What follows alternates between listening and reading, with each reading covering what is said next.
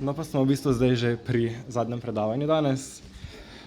Predaval nam bo Tim Prezelj, ki je po izobrazbi sicer mikrobiolog in magister molekulske in funkcionalne biologije. Zaposlen je trenutno kot raziskovalec na Pedagoški in medicinski fakulteti. Na ZRC. ZRC, ok, to je bolj stara informacija malo. Se pa ukvarjate raziskovalno z interdisciplinarnimi raziskavami spolnosti.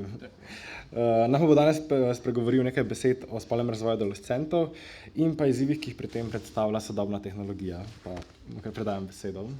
Super, hvala.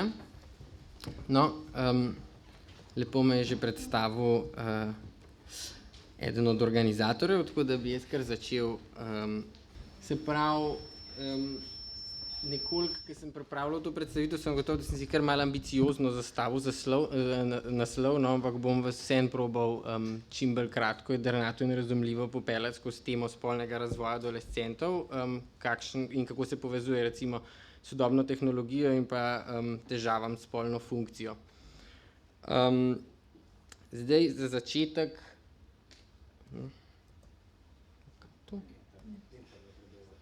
Enter, ok. Se pravi, mogoče najprej vprašanje, kaj prikazuje ta ilustraciji? Kakšna ideja? Ok, spolne organe, no. Bomo videli, če res. Se pravi, zdaj, to je večinoma odgovor, tudi ko to vprašam študente, vedno dobim odgovor spolni organi. Ampak, če tako pomislimo, je to nek tak terminološki zaplet, kar se mene tiče. Zaradi tega, ker pri spolnosti seveda uporabljamo še vse kaj drugega, kakor samo te organe, kot so tukaj. Ne? Tako da jaz raje uporabljam izraz genitalije ali pa spolovila, ker kaj vse počnemo, ko gremo na samo, a ne? Vse sorte. Se pravi, imamo zelo veliko različnih spolnih praks, pri katerih uporabljamo celo telo, ne samo spolne organe oziroma spolovila. In pač celotno telo je pravzaprav erogeno aktivno, tako da v tem kontekstu lahko govorimo o spolnem organu, enem in edinem, ne? In to so seveda naši možgani. Tako da se bomo danes malo bolj temu posvetili, glede na to, da gre za teden možganov, sem probal nekako se temu na to navezati. In v tem kontekstu je zelo pomemben v okviru kognitivnih funkcij, tako zvan somatosenzorični in somatomotorični korteks, ki ga večinoma pač najbrž poznate. To je pa zdaj ena taka čist stvar, ne, se pravi, z leve strani nekako prihajajo informacije in seveda tudi v primeru motoričnih impulzov seveda izhajajo z leve strani na desno in obratno, a ne. Zdaj, zakaj to na nek način pomemben, boste tudi kasneje videli, ampak tule lahko mogoče tisti, ki ste pozorni, že nekaj opazite. Vidite, da so stopala pa genitalije skupaj, ne? To je zdaj sicer zelo različne teorije obstajajo, ampak ena od njih, ki je razvil en indijsko-ameriški nevrolog, pač predpostavlja, da je v bistvu spolne fantazije povezane s stopali, ki so seveda med najpogostejšimi, bi eden od razlag pač pravi, da je pravzaprav to zaradi te bližine stopal in genitalij v somatosenzoričnem korteksu. In da pač tukaj prihaja seveda do te komunikacije.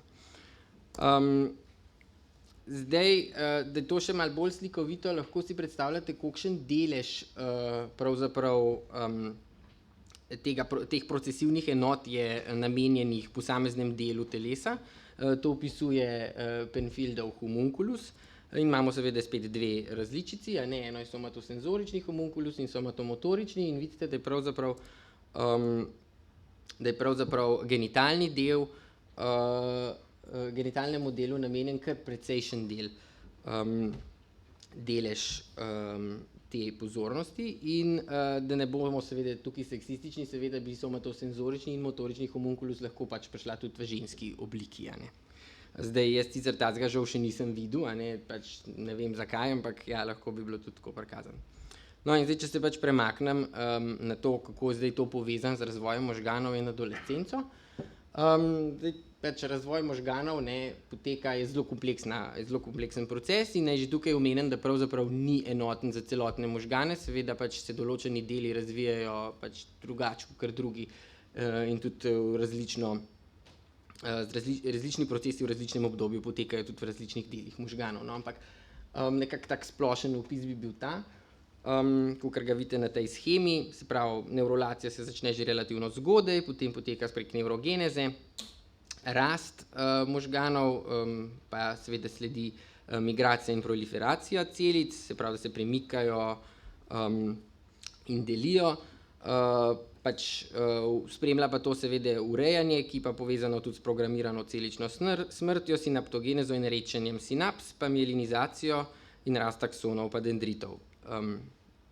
Zdaj, ob rojstvu seveda se proces ne zaključi, ampak se nadaljuje precej intenzivno tudi naprej. In zdaj v našem primeru bo zdaj najbolj pomembni nekako te trije procesi, se pravi sinaptogeneza in rečenje sinaps, potem mielinizacija pa rast aksonov in dendritov, zato ker na ta način nekako poteka tudi urejanje povezav, misli, nekako gradnja osebnosti, predvsem v primeru določenih delov možganov, ki jih bomo potem se bolj pač posvetili.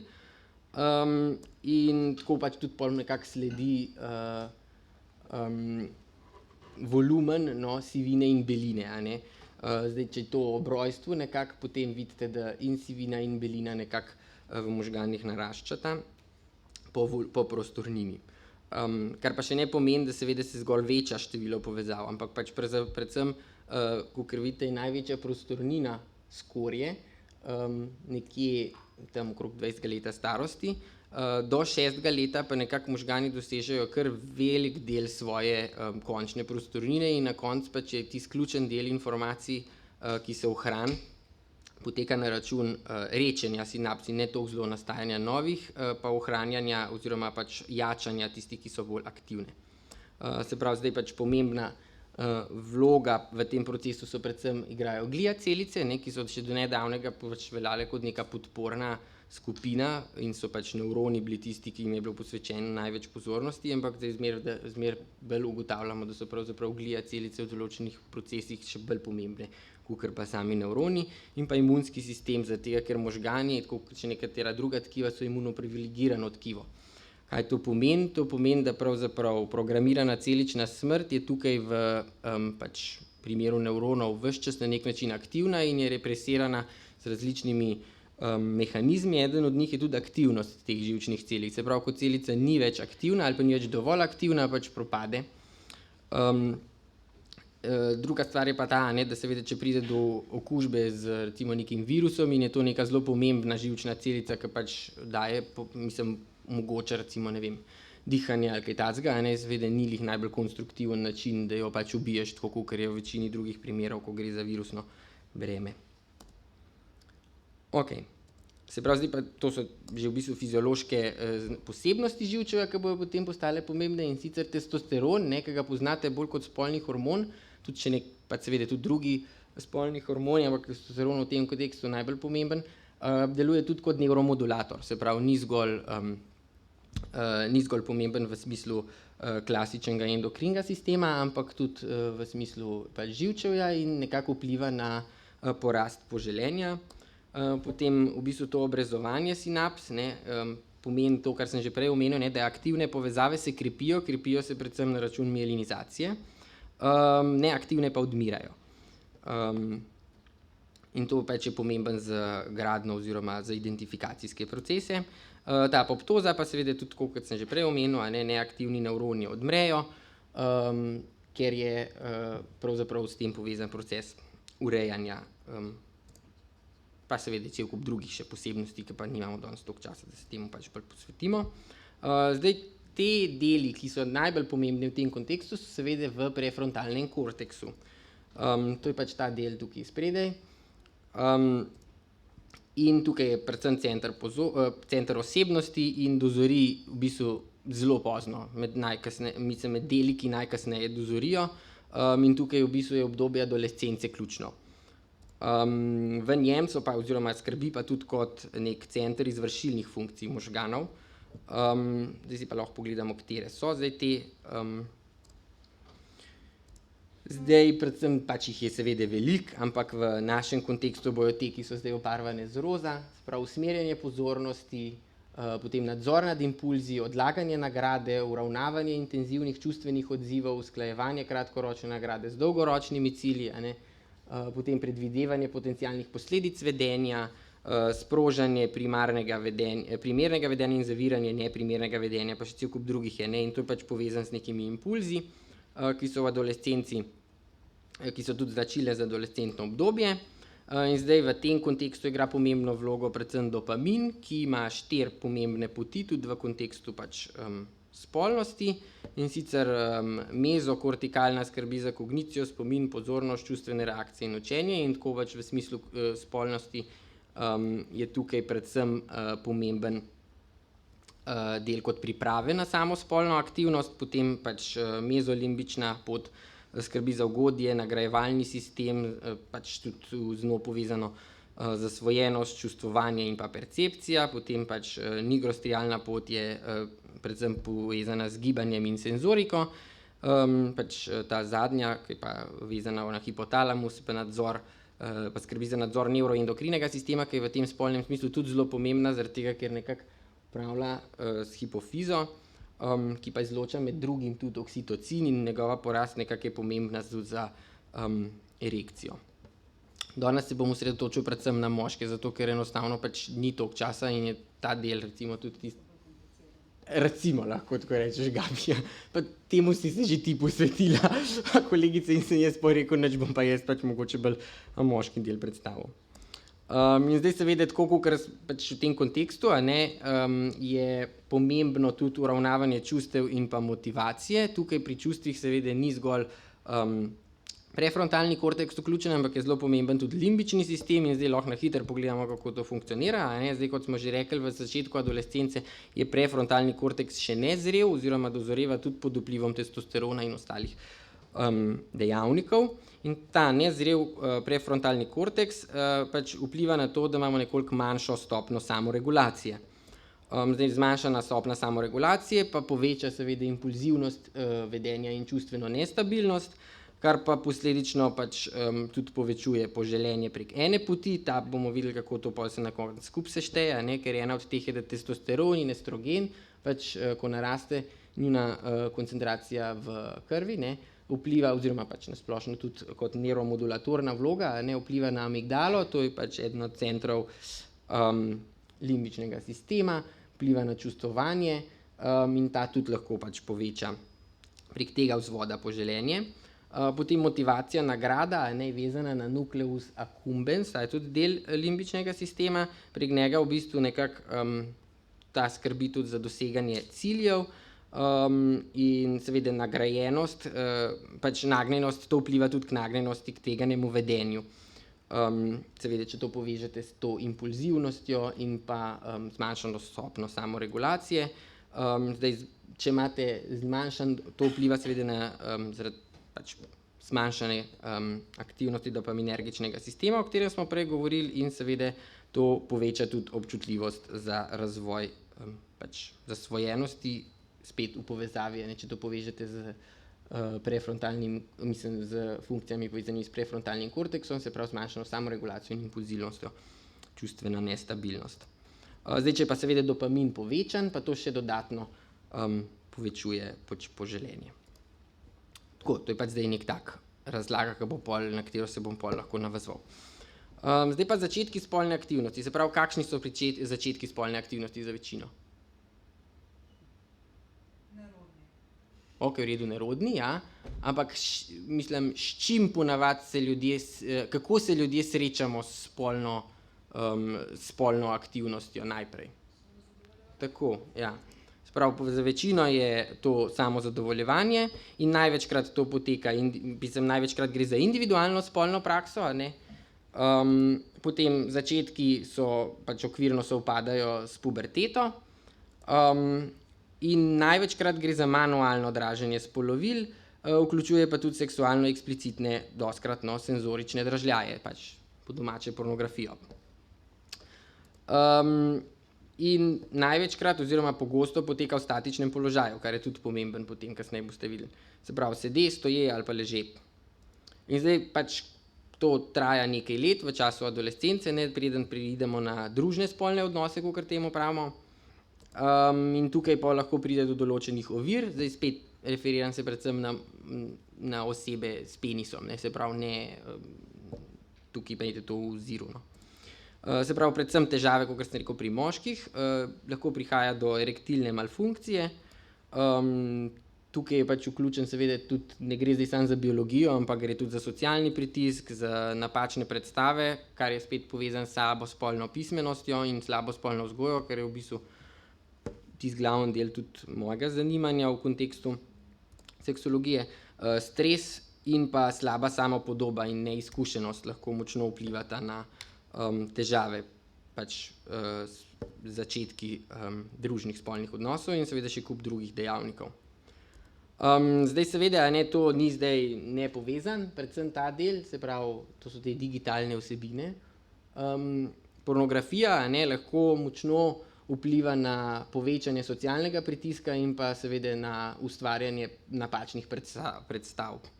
Posebej v kombinaciji z neprisotno ali pa neholistično spolno vzgojo, kar je nekako stanje tudi pri nas v Sloveniji trenutno. Zdaj se mogoče malo temu posvetimo, ker je to ena od ključnih problemov, pač tudi, če je vaginizem eden od glavnih problemov pri ženskah, je pač erektilna malfunkcija oziroma disfunkcija. Malfunkcija pomeni oslabljena, dis je pa pač popolnoma nemogočna oziroma in pač ni za moške. Zdaj, erekcija, kako pravzaprav nastane, kup enih dejavnikov in kup enih faktorjev vpliva seveda na nastanek erekcije, kakor smo prej ugotovili, je že oksitocin pomemben, potem je pač nekako hrbtenjača tudi en ključnih dejavnikov, se pravi, pač veliko je nekih teh vplivov, ampak tako na koncu imate pač nek neerektiran penis, kjer imate v bistvu dotok krvi zagotovljen skozi arterije in pač iztok skozi vene in to je načeloma v neki homeostazi. Zdaj, ko pride do erekcije, se pa zgodi kaj? Pride do vazodilatacije nekako arterijskega dela in vazokonstrikcije venskega dela, noter je bolj spongiozno tkivo, ki se potem napolni s krvjo, zato ker pač, če vi zmanjšate volumen žilja, volumen krvi načeloma peljkrat nestisljiv v nekem kratkem času, se pravi, mora tisti rezidualen del krvi nekam pač iti in seveda, ker naraste tlak v tem spongioznem tkivu, pride do erekcije. Zdaj tukaj pač več faktorjev, ki so pač pomembni. Eden od teh je, recimo, kakor vidite, pri digitalnih vsebinah, te pač, ko jih gledamo, na nek način se na njih tudi privadimo. Gre za hiperekscitativen signal, kar pomeni, da pač poteka tudi proces habituacije, kar povečuje tudi tako zvan socialni stres. To pomeni, da pravzaprav mislim, mogoče kdo ve iz lastnih izkušenj, pa na splošno raziskave kažejo, da ljudje tendirajo k vedno bolj ekstremnim pač pornografskim vsebinam, če to pogosto ali pa zelo pogosto gledajo. Potem je pa še en zelo pomemben faktor, pač masturbiranje, kakor smo prej omenili, pri moških poteka večinoma z manualnimi praksami in na tem nivoju, seveda stisk pesti lahko vedno precej močnejši kot katerakoli druga fakultativna ali pa neposredna odprtina namenjena spolni aktivnosti, to je pač oralni, analni ali pa vaginalni odnos. In zaradi tega pride do interoceptične predikcije in atenuacije, se pravi desenzitizacije na tem predelu. Bom pač razložil na hitro, kaj to pomeni.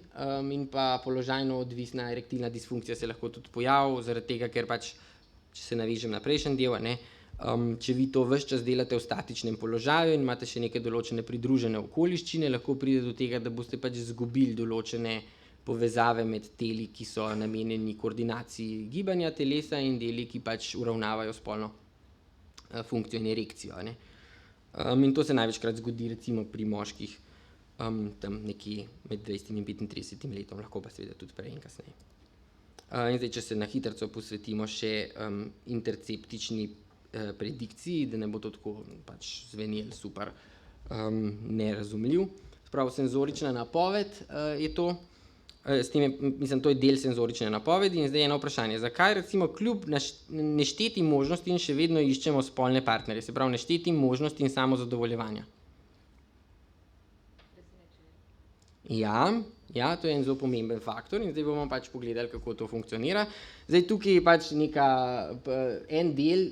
od mehanizmov senzorične napovedi je propriocepcija, tukaj pač shema, zato si jo te lažje predstavljali, posta pa še dve, ki jih bom pol zdaj predstavil in sicer to zdaj preprosto pomeni, da ko vi iz somatosenzoričnega korteksa oziroma somatomotoričnega korteksa pošljejo možgani neko informacijo o premiku nekega dela telesa, gre ta informacija po dveh poteh. Ena je ta dolga, ko gre pač pravzaprav pol pride do mišice in ta mišica prek nekega določenega senzoričnega mehanizma, proprioceptorjev, potem tudi nazaj signalizira, zdaj, kaj se s tem pravzaprav zgodilo. Drug del je pa seveda ta vzvod, ko vi pravzaprav prek nekega modela pač možgani napovejo, kakšna naj bi bila reakcija, in če pač ta model se ujema z realnim stanjem, pač prilagodi celoten proces. In zdaj pač v tem smislu imamo pa pri samozadovoljevanju pa ta introcepcija, in to je tudi eden od razlogov, se pravi to presenečenje, zdaj to je povezano s samozavedanjem in čustvi, ki seveda pač sprožijo nek avtonomen odziv, zadovoljitev potrebe, in na koncu pač prilagodimo to napoved. Zdaj, kaj to pomeni v tem kontekstu samozadovoljevanja? To je to pač, da mi pravzaprav, ko se samozadovoljujemo, v kontekstu tega že vemo vnaprej točen, kakšen bo na nek način reakcija, kakšna bo pač nek občutek in zato je ta občutek manjši, manj intenziven, kakor bi sicer bil na začetku.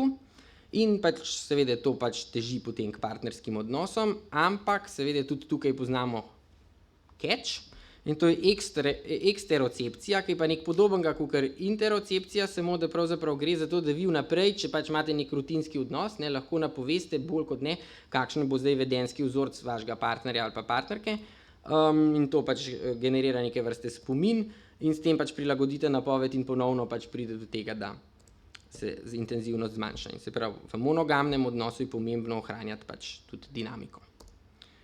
In zdaj za konec, seveda dosti ljudi, če gremo nazaj na to težavo, poseže tudi po samozdravljenju, kar je pa velika težava, zaradi tega, ker pač gre večinoma za zlorabo substanc za zdravljenje erektilne dis in malfunkcije in to je seveda zelo nevarno, ker je povezan s spolnim zdravjem. Kaj pomislite na to, ko prvič o spolnem zdravju, ko govorimo, je kaj recimo vaša prva misel, kaj spada pod polje spolnega zdravja?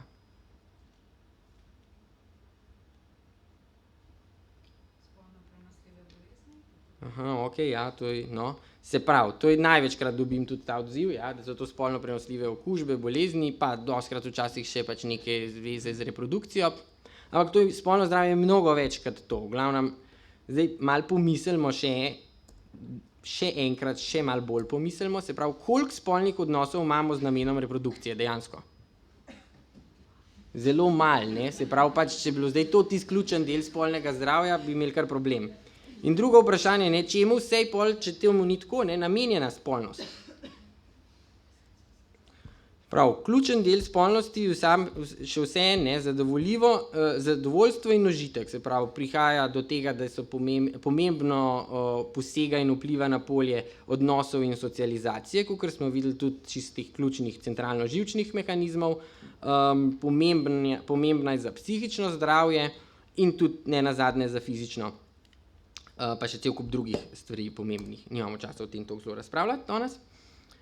In seveda zdaj, vplivi na spolno homeostazo in razvoj so pa tudi številni, in tukaj pa je pomemben del prehrana, počitek, spanje, fizična aktivnost, stres, to vse lahko močno zaznamuje in pač dodatno poslabša, če tako rečemo, klinično sliko tudi v primeru erektilne malfunkcije in disfunkcije in te dve pač področji sta med sabo močno povezani in seveda na nek način je tak centralni del, je tudi tako zvan krvni tlak, ki pa povezan s srčno-žilnim sistemom in ledvicami in zdaj si lahko mislite, kaj pride do tega, če zlorabljamo erektilne stimulanse. Te močno obremenijo predvsem ledvice pa srčno mišico in da že to delamo dalj časa, brez da imamo pravzaprav pač neko zdravniško vodenje ob tem, pride do tega, da imamo lahko kar velike težave. In zdaj pri zdravniku je pa tudi velik problem, ker dostikrat pride do tega, da pacienti niso dovolj informirani o vplivu terapije na spolno funkcijo se pravi pač številna zdravila ali pa tudi številna stanja lahko imajo vpliv na spolno funkcijo in zdaj pač, če to ni neko polje, ki bi bilo stvar razprave v ambulanti, a ne, lahko pač pacient na nek način pride domov, jemlje terapijo in ima težave potem s spolno funkcijo, pa je to lahko za njega zelo pomemben del pač kvalitete življenja in so tudi primeri, ko pač so poročali pacienti, da bi dejansko odklonili določeno zdravljenje ali pa prosili za zamenjavo, če bi vedeli, da pravzaprav bo imel to tako vpliv na njihovo spolno življenje. In pa en del, ki pa tudi se mu mogoče posveča čisto premalo pozornosti, pa spolna rehabilitacija. Morate vedeti, da tudi poškodbe pač imajo lahko velik vpliv na to, kot smo rekli, hrbtenjača je zelo velik del in zdaj ljudje, ki pač recimo pristanejo na vozičku, z takega ali drugačnega razloga, a ne, imajo lahko dostikrat vpliv tudi na njihovo spolno funkcijo, pa se s tem mogoče tudi v času rehabilitacije premalo ukvarjamo. Tako da čist za konec, ne bi pa zaključil s to mislijo od Franka Zappe, a ne, if you want to get laid, go to college, if you want an education, go to the library. Tako, hvala, no to je bilo vse danes za me.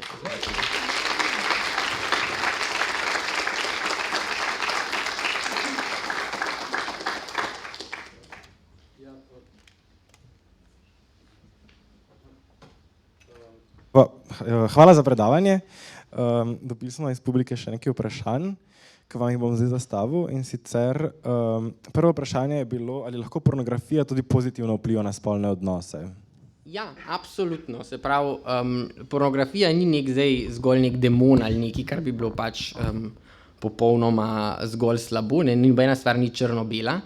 Ni po naključju imenovana tudi zabava za odrasle, se pravi prej, kot ste mogoče povezali s tem drugim delom, ko sem omenil, da je pravzaprav pomembno ohranjati tudi dinamiko v nekih družnih spolnih odnosih, pač to lahko da neke vrste idejo ali pa popestritev same spolnosti, lahko pa tudi pač pomaga ali pa nekako je v bistvu pomoč ljudem, ki pač nimajo stalnega spolnega partnerja ali pa pač so samski, ne, na ta ali drugačen način, zaradi takega ali drugačnega razloga in to je lahko tudi ima nek tak pozitiven vpliv. Ja.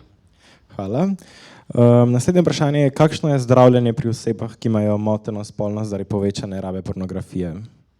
Ja, to pa ne vem, če sem jaz čista prav naslov za to, zato ker vse nisem klinika, ne, tako da to bi bilo mogoče treba vprašati koga drugega, tako ker je že predhodnica omenila, a ne, mogoče o tem več vejo na ambulanti za spolno zdravje. Tako da v bistvu ne vem pravzaprav čisto točno, ne.